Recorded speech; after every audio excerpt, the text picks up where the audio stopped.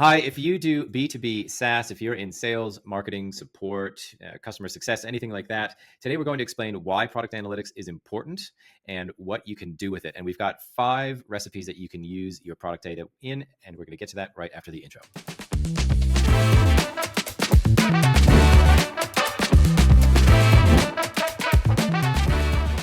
Hey everybody, welcome back to Marketplace Growth by Accoil Analytics. Today I'm joined by Simon Herd. He's heading up product here, and we're going to talk about why product analytics is important and what you can do with it, or answer that question, so what? Now that I have this data, so what?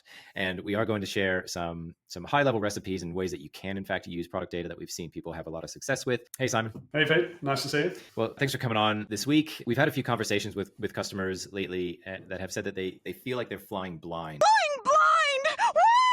without product data. At the same time, they're asking the question is like, why should I do this? And what does it really mean for my business? So I thought we'd have a chat today about those two questions. Like, why is it important? And I think your perspective as a product owner, product manager at big companies and at startup size, why is this important to you as a product owner? Well, Pete, typically people that don't have analytics running or running well for them sort of fall into 2 broad camps. There are those that have vanity metrics, so they can tell you how many times someone's clicked on a button or visited their website, page views and whatnot.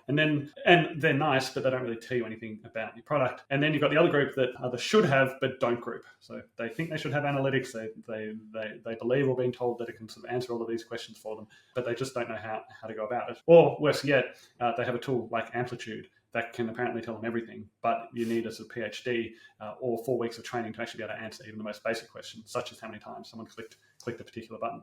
So, but I think in general, analytics doesn't have to be nearly that hard. I mean, if you follow the sort of Loretto sort of principle, it's a sort of 80-20. You should be able to get most of the answers or the key answers for a very small amount of work. So one of the things there that, like you mentioned the Pareto principle, 80-20, I think we've experienced this working together. You know, like you can spend a lot of time digging really deep into this, but you and I have discussed this a lot, that direct line to revenue, right? And I know this is going to come across as very commercially focused today, but that tends to be where we spend most of our time thinking, right? And it's where people start. I mean, if you're looking for product analytics, it's probably where people should start, because if you're in a growing business or you're in a startup or you're looking to kind of prove success, a great way to do that is by growing the business, growing the number of customers. And so, typically good places to start and to get buy-in from an organization are to look at 3 key things.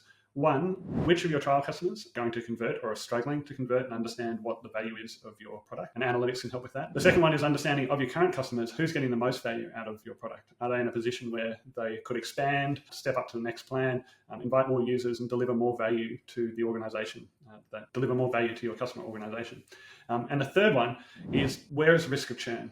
Which customers are suddenly dropping off and not using the product or not getting the full value from the product, so that you can step in and help them sort of see what they're missing out on, or understanding the value that you deliver to some of their users, and hopefully you can deliver to more of them. So if you start from a product analytics perspective to try and answer those 3 areas, that's a really good, solid way to bring it into the organization that will invariably get, as we've seen, a lot of support from management, from sales, from marketing, from product, from support, a bunch of information that can help a lot of teams, including product as well. You shared an article recently, and I'll have to dig this up and we can link it in the description. And it was, the premise was like, you're basically driving at night with no headlights and nothing but a small torch or flashlight to kind of help you steer around. And one of the questions in that article, really feel bad for not remembering who the author was in this, but the question was, when should I start using product analytics? Is it after we've already gotten traction and we've gotten customers in, or is it before? It's not like almost like before we've even opened the doors. What's your opinion on when to actually implement an analytics tool? I think it's easiest if you implement analytics from the start. And again, it's not hard. We need to know which of your customers are doing what within the product. It's not that difficult to instrument at a basic level. So the sooner you put it in there, the sooner you can start analyzing and sort of understanding it. But really, as to when, as soon as you're going beyond sort of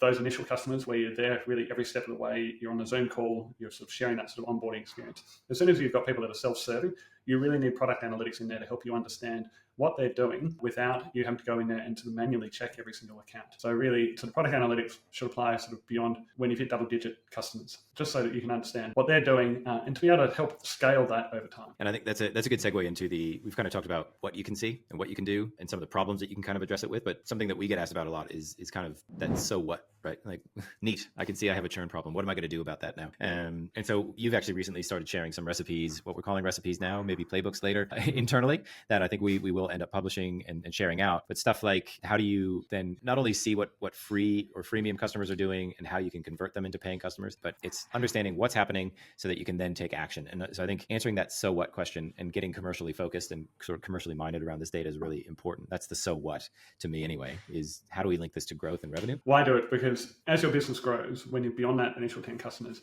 it's impossible realistically to be able to track all of those different accounts and all of those different users and to really understand the overall health of those accounts and whether people are getting value from your product without instrumenting product analytics. Yeah. And really the goal behind product analytics is, one, it can support the success of the business, but it also helps you realize or understand whether you're demonstrating the value that your product has to the people that are using it. So whether that's the trial accounts that are trying to understand what your product does, whether it's your sort of paid customers trying to get the most, answering the question whether they get the most out of it. It's one of those things to me that's always been kind of like, it makes sense to do it, but then you have to almost justify this to a lot of people to say like, no, you should be paying attention. And sometimes that why is not enough to convince them to do it. And I think that relates to the so what question, because a lot of people implement the vanity metrics or they implement amplitude, and the question becomes, so what? So we can see the data, we can build a graph of how many people click on this button and then that button.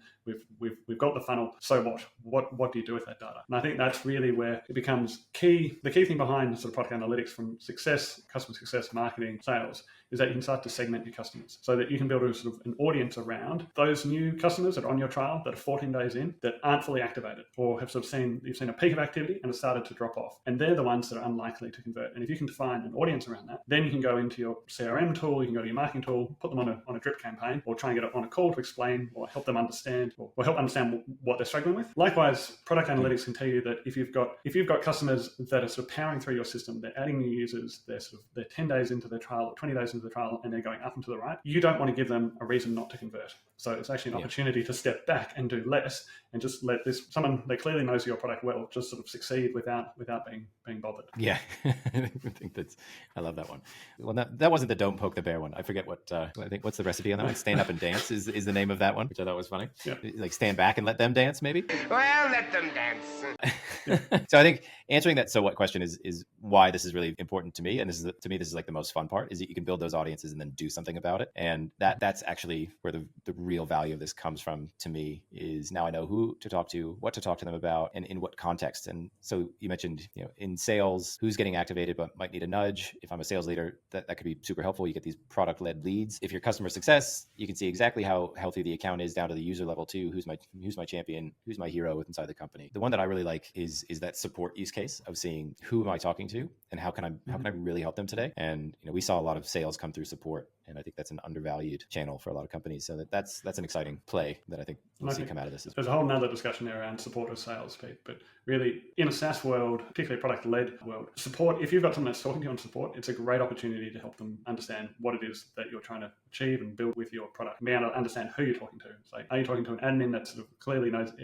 probably knows the product better than you, or are you talking to someone that's only 2 or 3 days into it, just sort of scratching the surface? And having that insight is, again, what product analytics can add. The other one that we've sort of been talking about, sales and marketing support a bit here. The other side of it is understanding from a product perspective. And having product analytics can really answer the question about who's using what features, but can also allow you to go and find the right people to talk to. So if you're looking at developing a new aspect or you need feedback on a particular rollout, knowing who your deep sort of power users and being able to sort of reach out to them sort of in the confident knowledge that you're talking to the right type of person is immensely powerful. And unfortunately for a lot of tools, that's really quite hard to do, sort of using amplitude to find the right audience. It's very easy to build any old audience, but to actually find someone that's sort of a nuanced look at someone that's adopted a lot of the features within your product can be quite tricky. But yeah, for product, we've got a lot of information about who's using it, who to talk to, and also what impact when you do bring in that new feature. Does that drive a change in engagement? Does that drive a reduction in churn? Does it help more people see the value and convert faster? So all of that can come from product analytics. Now, I mentioned before that we're going to talk about five recipes or plays. So I just want to cover those really quickly so people have a sense of that so what, like really, really discrete use cases here. And so the first one that we were going to talk about is freemium accounts that are primed to convert. So the freemium accounts for conversion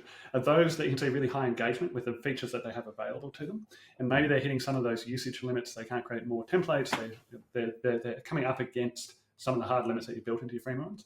So you want to be talking to the people that are clearly getting value from the product, because you can have the question with those power users, which are easy to identify. And so look, we can see that you get benefit from what you've already got, but there's all this other value that we can deliver to you through a paid account. Talk me through the next one that we have on the list here, reactivating dormant trials. What's the play look like on that one? So this is one where you might have, and you really want to do it during a trial period, but you might have had people that have come in the first week, they've poked around at a couple of things and they've really dropped off.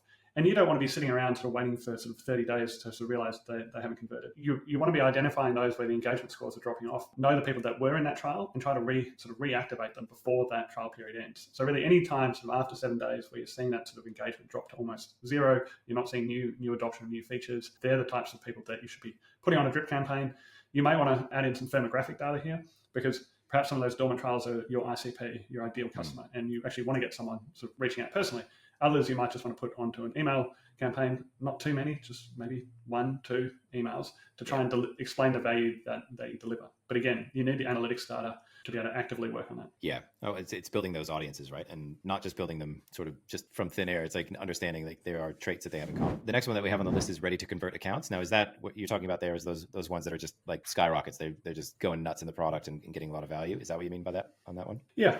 So the ready to convert accounts, if you've got a sales team, these are the ones that they will be clamoring for. If product qualified leads that are already engaged and actively sort of using the trial and seeing and sort of adopting different features, seeing what value it is, make it easier for your sales team, for your support team to know who they're talking to, and just help them kind of, whether they need to make a business case internally, give them what they need to be able to convert.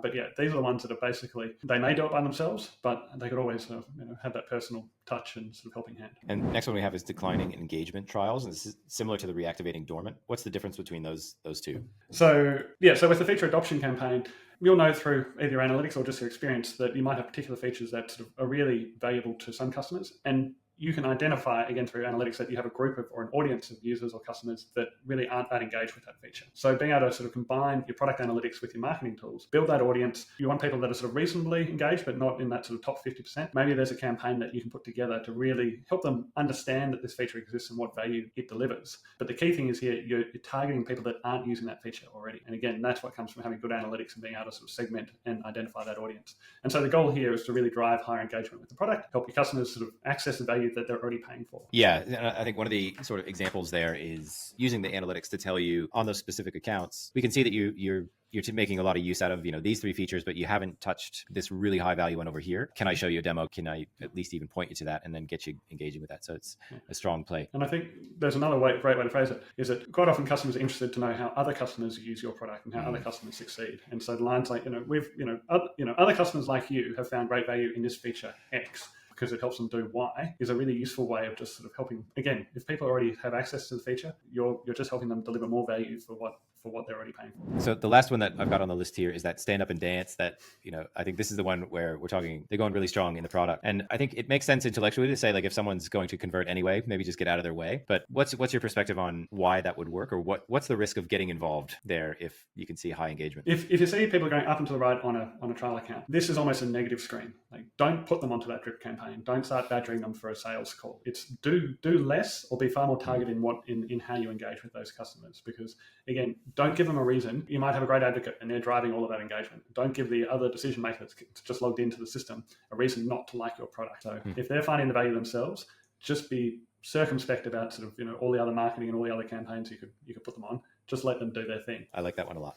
And I like customers like that too. So something that a lot of this that we're talking about is based off of is this idea of engagement scores, which is something that we're really, really big on in Accoil Analytics. You don't see this in a lot of other places. In fact, a lot of the research that we've done shows us that people are doing this in spreadsheets. And what about Accoil here with engagement scores makes it A, unique, and B, more valuable that way? The key thing around engagement scores is that not all events that you record through product analytics are equal. The fact that someone logs in is nice, for pro forma. The fact that someone viewed a form or filled out a form was like, it's engagement, but it's, particularly if you're talking about a trial account, it's far less significant than if they're going out and building a new form template, or they're publishing that form and they're getting the first 5 or 10 responses. And so when we talk about an engagement score, we're talking about actually sort of weighting or stack ranking those analytics events, giving them the weight that they deserve, so you can actually compute a score for individual users and accounts and actually reflects their engagement with the important features and the important events within your product. And so yes, you can do it in a spreadsheet. Some other tools will let you do it through sort of a complicated process, but we think that sort of weighted engagement score, and also understanding their level of adoption, their level of activation, have they done all the steps that are needed to set it up so they can see the value in your product. These are some of the key metrics that you need, and they're not hard. They shouldn't be hard to do, but it shouldn't be hard to sort of get to grips with a couple of the core metrics that you need to be able to understand your customers. Yeah, which is why I think, for us, making a product that's intuitive to non-technical teams, non-analysts, is super important. I know, speaking from the marketing side of the house, that's great for me. Like, I like a tool that I can actually get in and use and actually see the data that I need and get it done, set up quickly. And again, just going back to that commercialization part of it is, are we driving signups? Are we driving revenue, conversions, those business goals? We've been going for a while now. I just want to sort of bring us to wrap it up. I do want to mention that we are in fact publishing the definitive guide to product analytics. And this is one video in a series of videos around this guide that we're publishing. And it's step by step. We're going to publish in detail, but in a friendly way, how you can actually use your product data to drive business growth. So just encourage you to go check that out. We'll have a link to that down in the description below. Simon, just to wrap us up, what's the quick summary? Why should someone do product analytics? Why should they implement it today if they haven't already? Because you can't, flying blind doesn't scale is the short answer. And you can't, anyone can look and sort of jump into an account and understand the health of that account by sort of poking around with it in typically you can tell within seconds whether it's tumbleweeds or it's a hive of activity. That doesn't scale. Understanding who your best customers are or whether your trial accounts so getting the most value out of your product. Like you can't do that without product analytics. So product analytics tells you at scale sort of how healthy your customers are, whether they understand the value that you're delivering. And just to wrap this up, what that lets you do too is build those segments, build those audiences that you can actually go and take action with. And that's the whole point, from insights to action. Are you getting what you need to drive real results in your role? If you're in marketing, sales, success, anything like that, this data can actually help you really propel yourself and your team forward towards those goals. So with that, I'm going to wrap us up, and I'm going to use Kate's line and say more sales to you. But until next time, thank you so much for watching. If you liked it, give us a like, hit subscribe, and I'll link to that guide in the description below.